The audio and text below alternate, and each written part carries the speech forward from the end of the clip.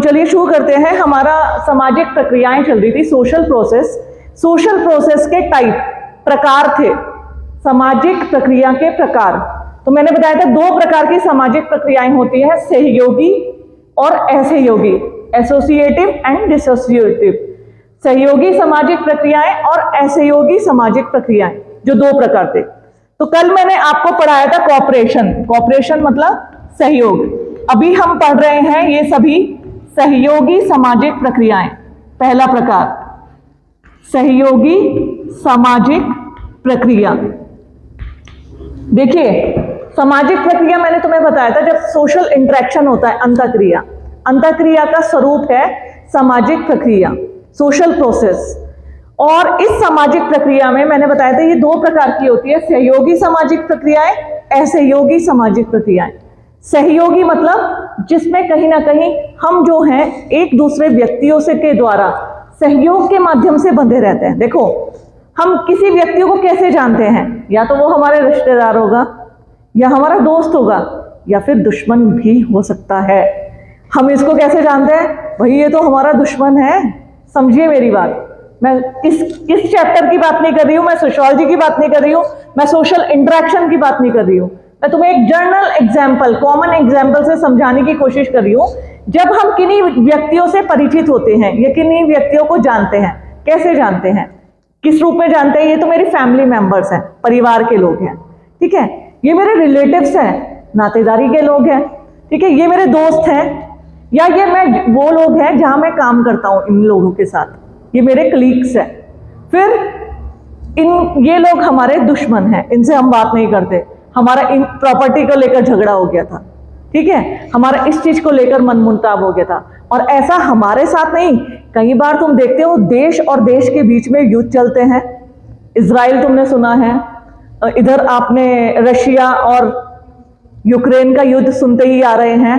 ऐसा नहीं है सब फ्रेंड ही होते हैं, इवन कहीं ना कहीं आपसी कई चीजों को लेकर पाकिस्तान और भारत के भी मतभेद चलते रहते हैं, जग जाहिर है वो विवाद। तो कहने का मतलब सिर्फ पर्सनल रूप में मैं किसी व्यक्ति विशेष के लिए नहीं बोल रही हूँ कि व्यक्ति के लिए ही, मैं सभी के लिए बोल रही हूँ। तो हम जब इसे क्या कहते हैं, इंटरेक्शन, किन्हीं व्यक्तियों को जानना। और किस रूप में जानना, कोई दोस्त तो कोई दुश्मन, ठीक है। अब आगे चलते हैं। तो मैंने बताया था सामाजिक प्रक्रियाएं दो प्रकार की होती, सहयोगी और असहयोगी। सहयोगी सामाजिक प्रक्रिया का कल पहला प्रकार था सहयोग, कोऑपरेशन, वो मैं तुम्हें डिटेल में पढ़ा चुकी हूं, आज शाम को वीडियो अपलोड हो जाएगी। आज दूसरा आता है व्यवस्थापन या समायोजन, जिसको इंग्लिश में बोलते हैं एकोमोडेशन। व्यवस्थापन या समायोजन। सहयोग किसे बोलते हैं, जो मैंने परसों पढ़ाया था, सहयोग किसे कहते हैं, कोऑपरेशन। बैठे बैठे बता दो।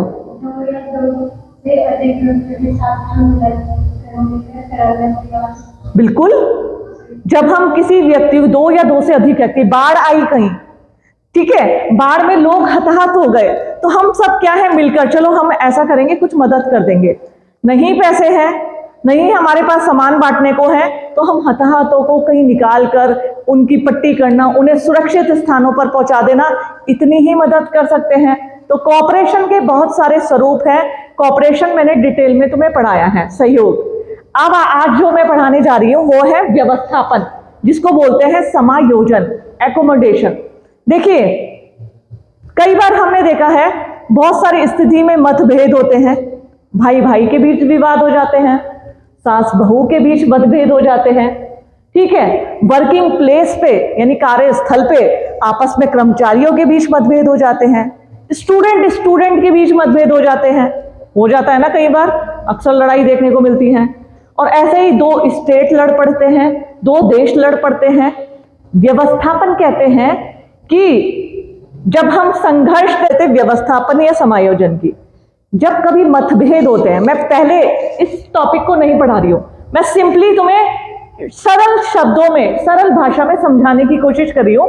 जब कभी मैं तुम अपने ऊपर इंप्लीमेंट करके सोचो, जब हमारे किसी के साथ मतभेद होते हैं, विचारों को लेके, किसी चीज को लेके मतभेद होते हैं, फिर कई बार हम सोचते हैं दोस्त के साथ क्या लड़ाई करनी ना, ऐसा करते छोड़ भूल जाते हैं, है ना।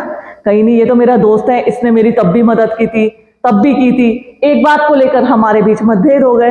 ऐसा करते हैं हम, मतभेद भुला देते हैं।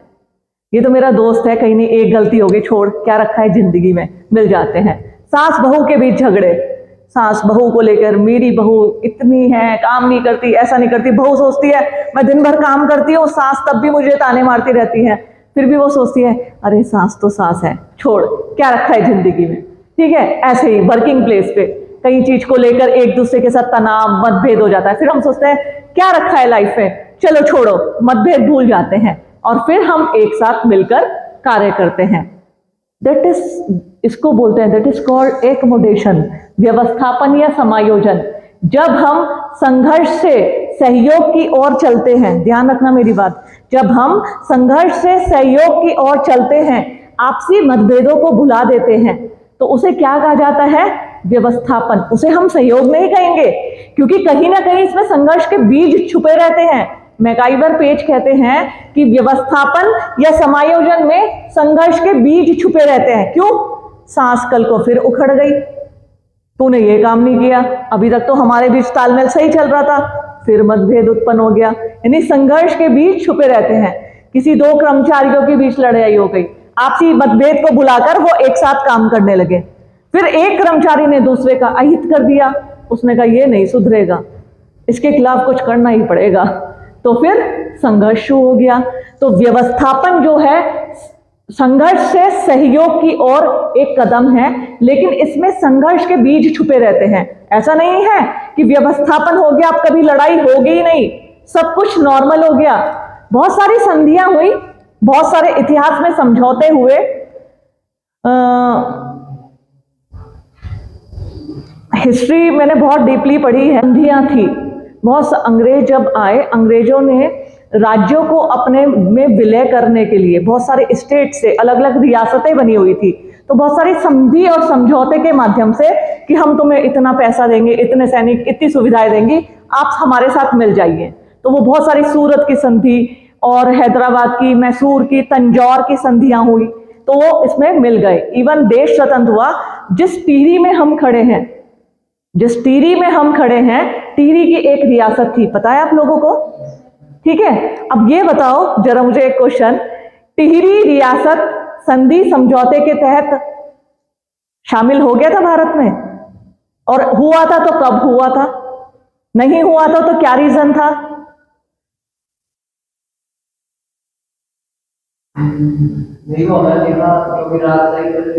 राजशाही थी, बाद में हुआ था 1940। हाँ बेटा,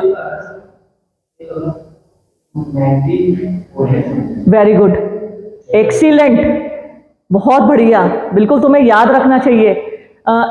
1 अगस्त तो मैं कंफर्म, हाँ इसी तरीके से डेट है, लेकिन 1949 सन मुझे याद है टिहरी बना। पहले क्या हुआ, सरदार वल्लभ भाई पटेल के उसमें एक समिति बनाई गई कि आप राज्यों को विलय करिए, ठीक, बाकी सभी रियासतें शामिल हो गई थी। तो कहने का मतलब, संधि समझौते कहते थे, वो तो कहते हैं हम राज करेंगे, हम किसी का हिस्सा नहीं है, हम अकेले हैं, हम अलग हैं। उन्होंने कहा नहीं, आप अकेले अलग नहीं हैं, आपको हमारे साथ मिलना ही पड़ेगा। तो इसमें क्या कहते हैं, संधि समझौते। या तो अपने पास इतनी ताकत हो कि हम अंग्रेजों के साथ लड़ सकें या भारत की सरकार के साथ लड़ सकें, जब इतनी ताकत नहीं है तो उन्हें विलय करना पड़ा था। तो कहने का मतलब सिर्फ और सिर्फ इतना है, मैं व्यवस्थापन कहते हैं कि जब हम आपसी मतभेद को भुलाकर और से आपस में मिलजुल कर आगे को चलते हैं, उसे मेरे शब्दों में कहते हैं व्यवस्थापन या समायोजन, एकोमोडेशन। अब हम आते हैं समाजशास्त्रियों की परिभाषाओं पर। जॉन्स क्या कहते हैं? जॉन्स ने व्यवस्थापन या समायोजन को परिभाषित करते हुए लिखा है कि समायोजन असहमत रहने के लिए समझौता है।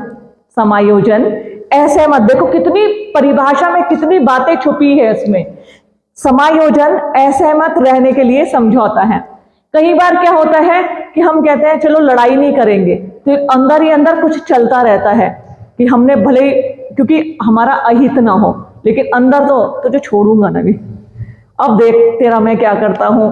देश और देश कई बार आपस में हस्ताक्षर कर लेते हैं, लेकिन नदी जल के बंटवारे को लेकर जैसे भारत पाकिस्तान में समझौते हुए 1971 और 72 में जब ढाका का हस्ताक्षर हुआ, बांग्लादेश हटकर बांग्लादेश बना था, पाकिस्तान का हिस्सा हटकर, तब मतभेद हुए थे, मतभेद खत्म हुए थे, समझौते हुए थे, लेकिन समझौते में कहीं ना कहीं मैंने क्या कहा, संघर्ष के बीज मौजूद रहते हैं।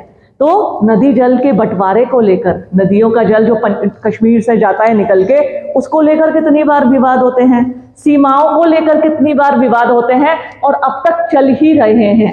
वही जॉन्स ने इसको बोला है कि समायोजन असहमत रहने के लिए समझौता है, मतलब समझौता है, ठीक है, असहमत रहने के लिए। वही मैकाइवर पेज कहते हैं समायोजन शब्द विशेषकर उस प्रक्रिया को अभिव्यक्त करता है। मैकाइवर पेज कहते हैं कि समायोजन शब्द विशेषकर उस प्रक्रिया को अभिव्यक्त करता है जिसके द्वारा मानव अपने पर्यावरण के साथ संतुलन स्थापित करता है। मानव अपने पर्यावरण के साथ। अब तुम कहोगे पर्यावरण कहां से आ गया?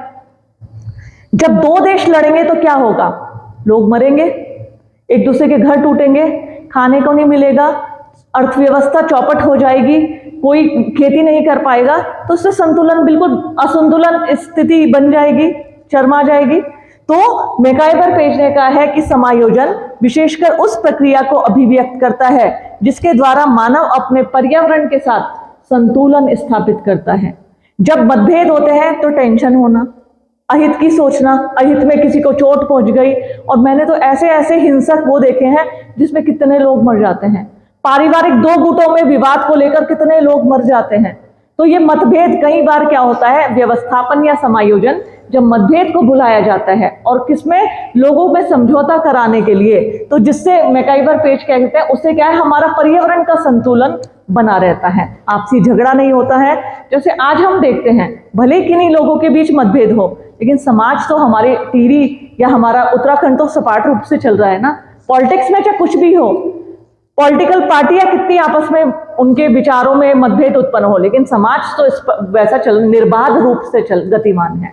तो उन्होंने इस तरीके से परिभाषित किया है। गिलिन तथा गिलिन ने समायोजन के दो प्रकार बताए हैं, ध्यान से समझना। गिलिन तथा गिलिन ने समायोजन के दो प्रकार बताए हैं, समन्वित समायोजन और उच्च कोटि अधीनस्थ समायोजन। एक बताया समन्वित समायोजन। समन्वित समायोजन किसे कहते हैं बच्चों? कि जब जो दो गुट होते हैं समान परिस्थिति वाले होते हैं। कई बार होता है ना, एक अमीर है एक गरीब है। सुनो मेरी बात, समन्वित समायोजन कहते हैं जब दो गुटों के बीच मतभेद है और दोनों गुट समान परिस्थिति वाले हैं, दोनों समान ही अमीर हैं, सबके पास सर्व सुविधा संपन्न है, उनके बीच जब मतभेद बुलाने के लिए प्रयास किए जाते हैं तो उसे कहते हैं समन्वित समायोजन।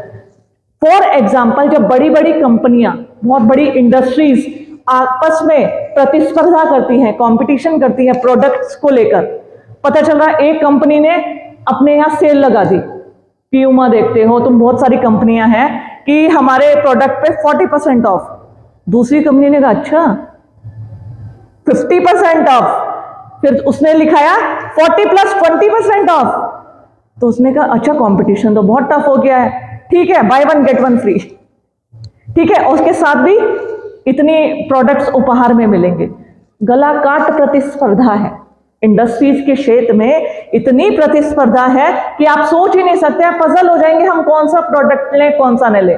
तो जब दो इंडस्ट्रीज के बीच, दो औद्योगिक प्रतिष्ठानों के बीच किन्हीं बातों को लेकर वो लोग क्या करते हैं, आपस में समझौता कर लेते हैं, तो उसे कहते हैं, क्योंकि वो समान परिस्थिति वाले हैं, तो उसे कहते हैं समन्वित समायोजन, ठीक है।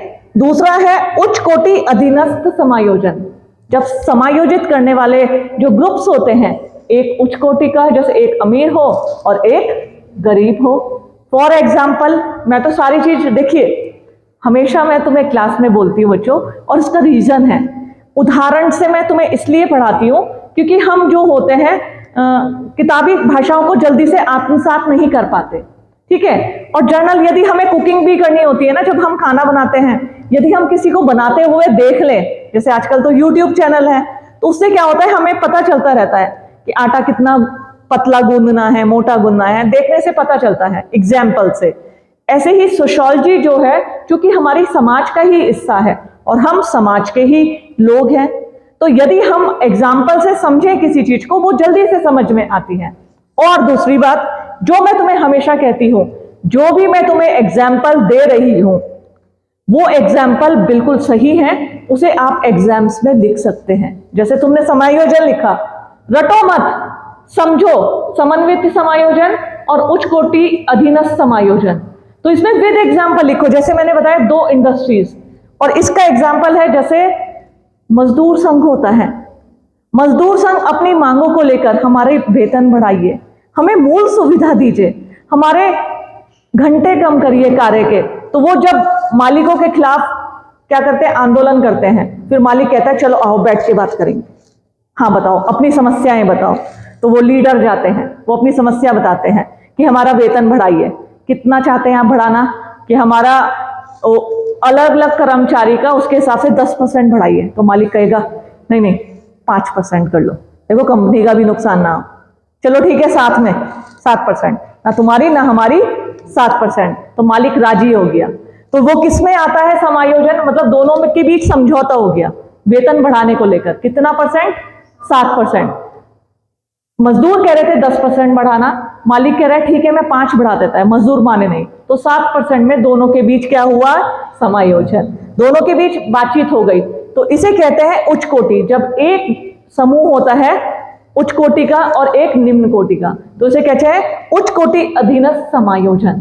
ठीक है, ध्यान में रखना, क्योंकि यही चीज तुम्हारे एग्जाम में काम आएगी और यही तुम्हें लिखने का मैटर देगी। अब आता है समायोजन की विशेषताएं, मेन कैरेक्टरिस्टिक्स ऑफ एकोमोडेशन।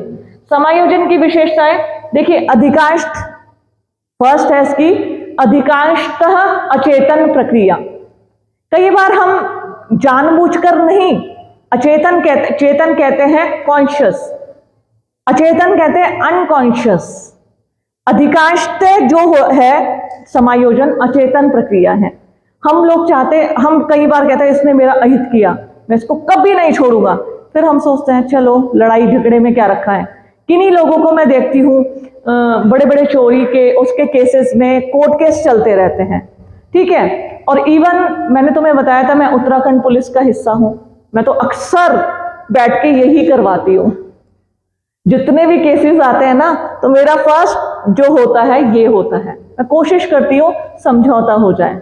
बहुत सारी लड़कियां आती है, मेरी सास ऐसी करती है, मेरे पति ऐसा करते हैं, तो फिर मैं समझाती हूँ। लड़कियां भी, जैसे मैं कई बार लड़कियों को, इवन आज लड़कियां आई नहीं है वरना तुम्हें खूब अच्छी बात बताती, शादी से पहले बहुत सारी वो होती है कि अभिलाषाएं कि हमारा घर ऐसा होगा, पति ऐसा होगा, सास ऐसा होगी। नहीं, ये सोचकर शादी नहीं करनी है। ध्यान रखना, जब हम बहुत ज्यादा उम्मीदें कर बैठते हैं, बहुत ज्यादा कहते हैं ना, हमने बहुत पहले से ही सोच लिया और बहुत सारे सपने देख लिए, उन सपनों को सजा लिया, ऐसा होगा, यहाँ घूमने जाऊंगी, ये कपड़ा मिलेगा। और देखो शादी के बाद की कड़वी सच्चाई, तभी मैं हर लड़की को बोलती हूँ पढ़ लो, अभी पैरों पे खड़ी हो जाओ, चाहे लड़के हो चाहे लड़कियां। बहुत सारे सपने बुन लिए, बहुत सारे मन में कहते हैं ना सोच लिया, कल्पनाएं कर ली, ऐसा होगा, ऐसी सास होगी, ऐसा पति होगा, और जाने के बाद 2 दिन के बाद क्या मिलता है, बर्तन मांजने पड़ेंगे, सफाई करनी पड़ेगी, ठीक है। ऐसा तो नहीं है खाना नहीं खाएंगे, खाना भी सब खाएंगे, टाइम से खाना भी बनाना पड़ेगा। तो धीरे धीरे वो सपने क्या है, ऊपर से उतर उतर के सीढ़ियों से नीचे आने लगते हैं।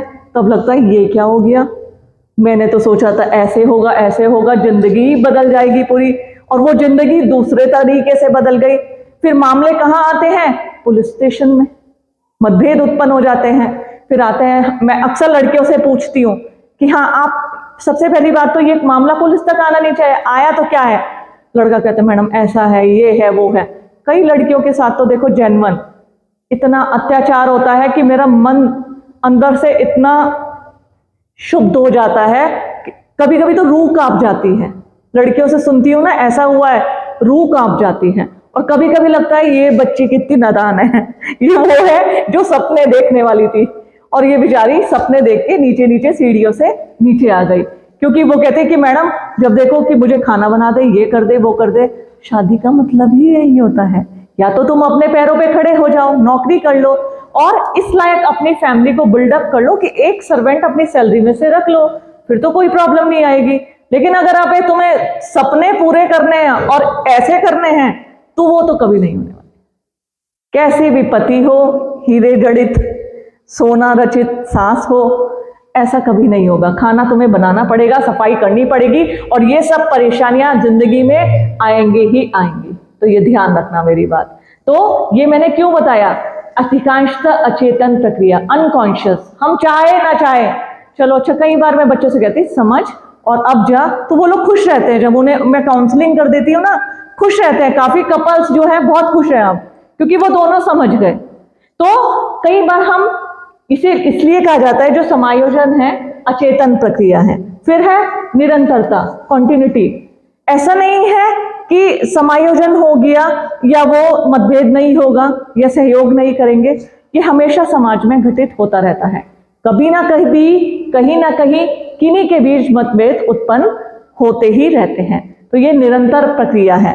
फिर है सार्वभौमिकता, यूनिवर्सलाइजेशन जिसे कहते हैं। ये सभी जगह है, इस क्लासरूम में भी होगा, टिहरी में भी होगा, उत्तराखंड में भी होगा, यूपी में भी होगा, भारत में भी है, पाकिस्तान में भी है।